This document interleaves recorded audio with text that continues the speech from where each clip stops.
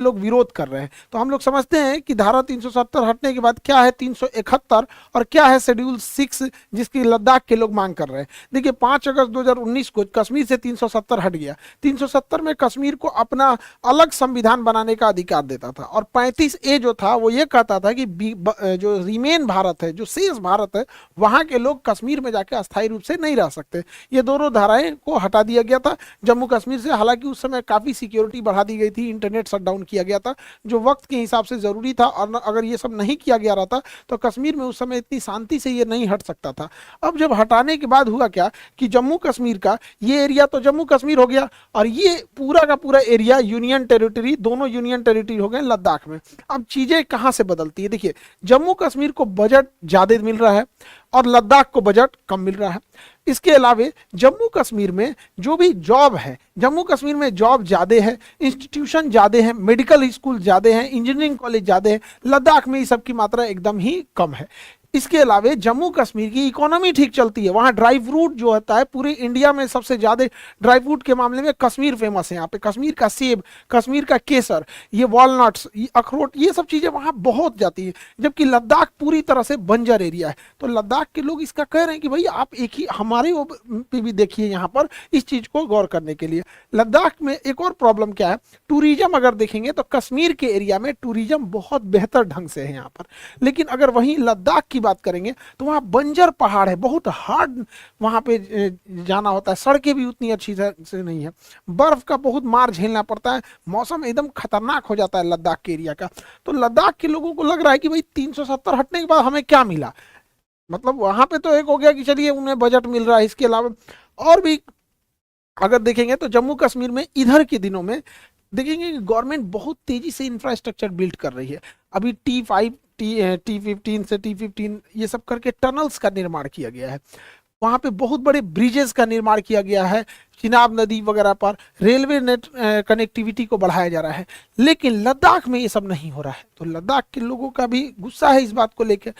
और सबसे बड़ा क्या हुआ, जब 2019 में 5 अगस्त 2019 को जब कश्मीर को दो भागों में तोड़ा गया तो कहा गया कि ये भी यूनियन टेरिटरी रहेगा और ये भी यूटी रहेगा, यूनियन टेरिटरी।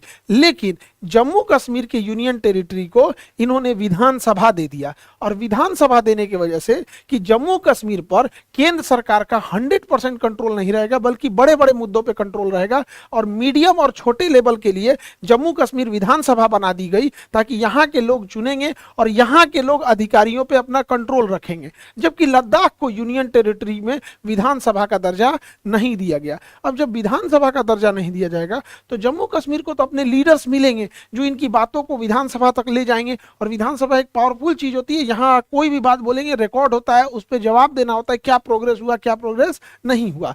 जबकि अगर आप लद्दाख को देखिएगा तो यहाँ यूनियन टेरिटरी नहीं है, तो वहाँ ब्यूरोक्रेसी आ जाएगी। अब ब्यूरोक्रेसी में अधिकारियों का शासन होता है, वो किसी के प्रति जवाबदेह नहीं होते हैं, जनता के प्रति तो जवाबदेह बिल्कुल नहीं होते हैं। आपको याद होगा दिल्ली के त्यागराज स्टेडियम में एक IAS अधिकारी को अपना कुत्ता टहलाना था, तो जितने एथलीट प्रैक्टिस कर रहे थे सबको स्टेडियम से खाली करा देते थे। तो ये तो होती है ब्यूरोक्रेसी। तो ब्यूरोक्रेसी में चला गया है ये लद्दाख। लद्दाख क्या हो जाएगा, एकदम डिक्टेटरशिप टाइप का हो जाएगा यहाँ पे। तो यहाँ के लोगों का कहना है कि क्या हो रहा है।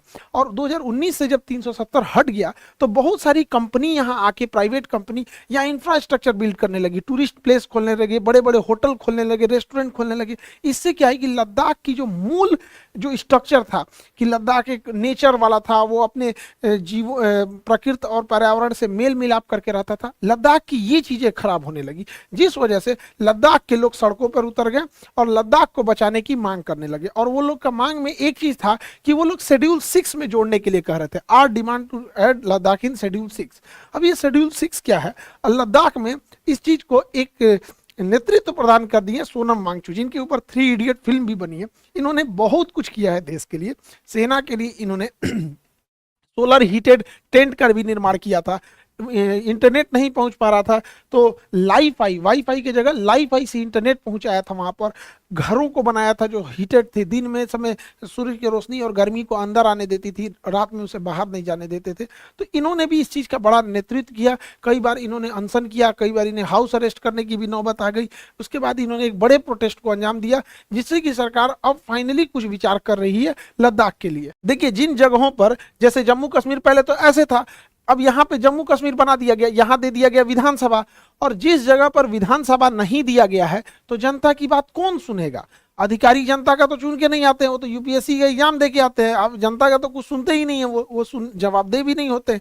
और विधानसभा है तो जनता का नहीं सुनिएगा तो अगले बार वोट डालना पड़ेगा, 5 साल बाद आप हटा दिए जाएंगे। तो इसके लिए बनाया गया था शेड्यूल 6। भारतीय संविधान का शेड्यूल 6 जो है ये जनजातीय क्षेत्रों को अपना अलग कानून बनाने का अधिकार देता है डिस्ट्रिक्ट लेवल पर, पूरे बड़े लेवल पे नहीं देता है। ये देता है ऑटोनोमस डिस्ट्रिक्ट काउंसिल, जिला लेवल पर। जिस जिला में ऐसा लगता है कि नहीं यहाँ पर इन्हीं लोगों की स्वायत्तता होनी चाहिए, जैसे आप देखेंगे असम, मेघालय, त्रिपुरा, मिजोरम, ये 4 स्टेट हैं। असम, मेघालय, त्रिपुरा, मिजोरम, ये 4 स्टेट ऐसे हैं जहां पर इन्हें अपनी स्वायत्तता दी जाती है। जैसे एग्जाम्पल के तौर पे मेघालय में 3 पहाड़ है, गारो, खासी, जयंतिया। तो खासी जनजाति जो है, खासी जनजाति आज भी वहाँ मातृसत्तात्मक है वहाँ पे।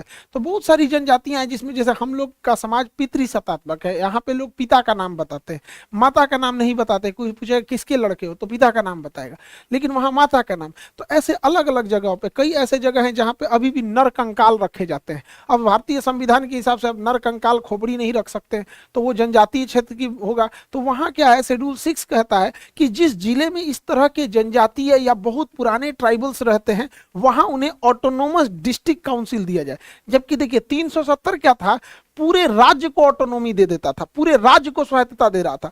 लेकिन आर्टिकल 6 उस राज्य के अंदर कुछ खास एरियाज को मतलब अधिकार देता है। तो यही कहना है लद्दाख के लोगों का कि यहाँ बड़ी बड़ी कंपनियां आ जाएंगी और ये पूरी पहाड़, पूरी इकोसिस्टम को नाश देंगी, इसलिए हमें शेड्यूल 6 दे दीजिए और शेड्यूल 6 में हम डिसाइड करेंगे कि कौन कौन एरिया ऑटोनोमस रहेगा। वो डिसाइड कर देंगे, जो जो हाईली सेंसिटिव जोन है उसको एडीसी में डाल देंगे, ऑटोनोमस डिस्ट्रिक्ट काउंसिल, कि यहाँ कोई आके इन्वेस्टमेंट नहीं कर सकता है। तो जिस जिस जगहों को बचाना चाहते हैं, जैसे बिहार में, जैसे अगर घाट है, बिहार की जितनी नदियां हैं उसके घाट पे छठ की पूजा होती है। पता चला कोई कंपनी आई और घाट को कह दिया कि हम इसको अपने लिए यूज करेंगे, छठ पूजा आप कहीं और करके दीजिए, बवाले हो जाएगा। तो हम लोग भी उसके लिए क्या कहेंगे कि भाई एक काम करो, तुम्हें कंपनी बनाना है तो ये छठ का जो घाट है ना, ये हम लोग के लिए छोड़ दो शेड्यूल 6 में, इसमें हम ही लोग का अपना ऑटोनोमस रहेगा। तो शेड्यूल 6 जो है ना 370 बहुत बड़े लेवल पे था, वो पुलिस वगैरह सबका अधिकार दे देता था, जबकि शेड्यूल 6 एक लिमिटेड अधिकार देता है। लेकिन शेड्यूल 6 में भी एक खराबी है, ये जनजातीय क्षेत्रों को ही दिया जाता है। अब लद्दाख में क्या है कि कुछ एरिया में तो ट्राइबल्स रहते हैं, जनजातीय क्षेत्र है कुछ एरिया में, लेकिन कुछ ऐसे एरिया हैं जहां जनजातीय समस्या ना होके समस्या ये है कि इकोलॉजी और पर्यावरण को बचा के रखना है। तो हम लोग के लिए समस्या है कि शेड्यूल 6 ज्यादातर जनजातियों को कवर करता है, लेकिन लद्दाख में पर्यावरण को बचाना है। वरना अगर पर्यावरण को छोड़ देंगे तो जोशीमठ में क्या हुआ, उत्तराखंड में तबाही क्या हुआ, ऐसे ही लद्दाख में हो जाएगा। आज तक लद्दाख में इस तरह से तबाही नहीं देखने को मिली, क्योंकि वो नेचर के साथ खिलवाड़ नहीं करते हैं। तो शेड्यूल 6 के अलावे भी एक रास्ता है, आर्टिकल 371। देखिए 370 तो जम्मू कश्मीर में पूरी तरह स्वतंत्रता देता था, जबकि 371 कहता है कि किसी भी स्टेट के अंदर अगर आप किसी एरिया को स्पेशली प्रोटेक्ट करना चाहते हैं, वहीं के लोग वहां का कानून बना सके, वहां के लिए स्पेशल कानून बनाना चाहते हैं, तो 371 के तहत ए बी सी डी ऐसे करके आप जोड़ सकते हैं। बट ये 370 की तरफ पूरे स्टेट को आपके अंडर नहीं कर देगा। कोई स्टेट के अंदर कोई खास चीज को आप रोक सकते हैं। जैसे गुजरात में कोई एरिया है, जैसे कच्छ का एरिया सेंसिटिव है, तो 371 में डाल देंगे कि हाँ इस कच्छ के एरिया सेंसिटिव एरिया है, यहाँ आप कंस्ट्रक्शन नहीं कर सकते। उसी तरह से हालांकि ये चीजें 370 इतना हार्ड नहीं है, बट ये है कि किस खास एरिया को कर सकते हैं। अब इसमें ये रोक टोक नहीं है कि आप जनजातियों के लिए ही करिएगा, आप किसी चीज के लिए कर सकते हैं। जैसे 371 में महाराष्ट्र और गुजरात के लिए कुछ एरियाज को स्पेशली किया गया था।